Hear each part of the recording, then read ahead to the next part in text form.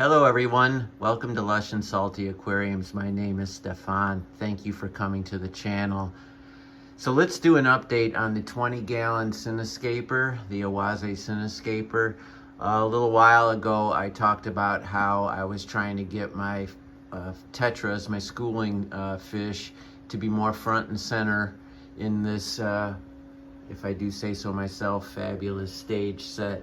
You see the great, almost literal stage surrounded by this wonderful curtain and backdrop, and then further back in the stands, if you will, pogo stem and octopus, rotala hra, and Lemonphilia sessiflora. So 3 easy to grow, stunning stem plants, right? I mean, serious aquascapers use these plants all the time.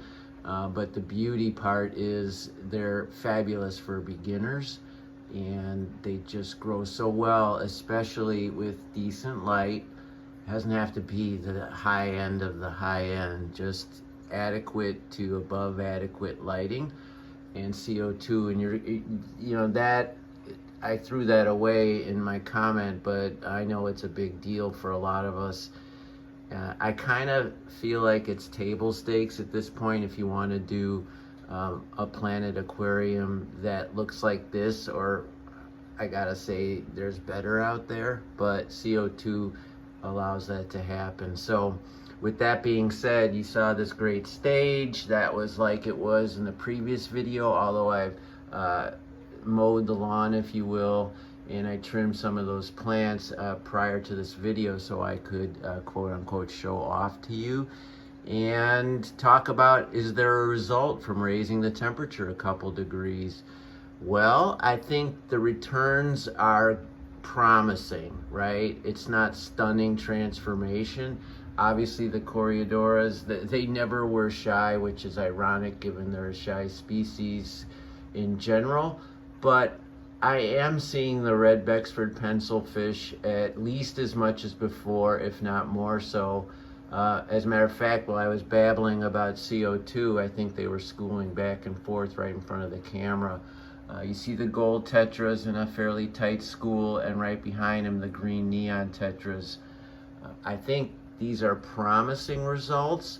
They're not the desired end game for me. I would like to see these fish even more out in front, but when the tank looks this good, and this is about as good as I do aquariums, you know, maybe I'll get fancier, if you will, as I move forward, but I don't think so. I think this is pretty sweet, and I'm delighted to show it to you and to talk about how 2 degrees could really make a difference. Now, even if I don't get the result I want from the fish coming out front and center 80 to 100% more than they were, 78 degrees is just a better overall temperature for tropical fish than 76.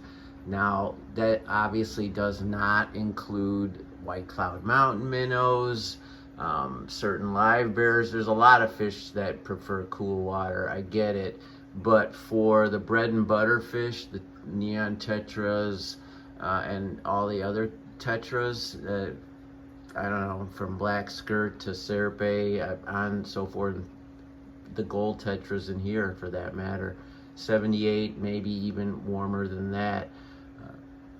For many reasons, because it's more similar to their habitat, but also to stave off the potential for a disease like ick to enter into your aquarium.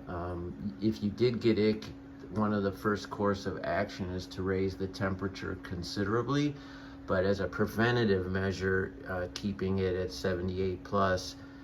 And this is my educated opinion. It might not even be right, but it is my educated opinion that you'll do as much preventative medicine with that measure than pretty much anything else you can do besides defend against the disease once it's already in your tank.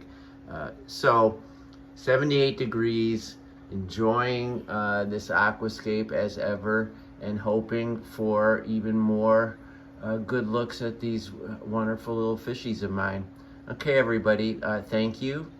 Always keep your hands in the tank, and ciao for now.